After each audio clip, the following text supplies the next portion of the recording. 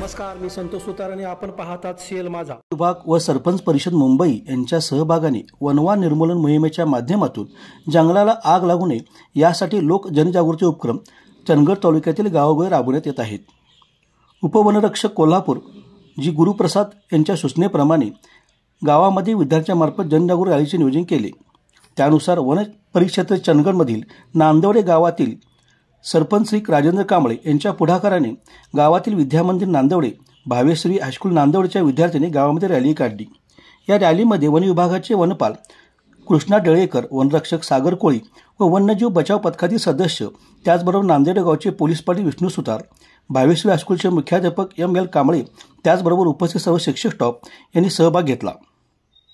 रॅलीनंतर one विभागाचे वनपाल श्री कृष्णा डळेकर यांनी शालेय विद्यार्थ्यांना वनवा लागण्याची कारणे, वनव्याचे दुष्परिणाम, उपाययोजना याबाबत सविस्तर मार्गदर्शन केले. यावेळी नांदेड गावचे सर्व ग्रामपंचायत सदस्य तसेच ग्रामस्थ मोठ्या संख्येने उपस्थित होते.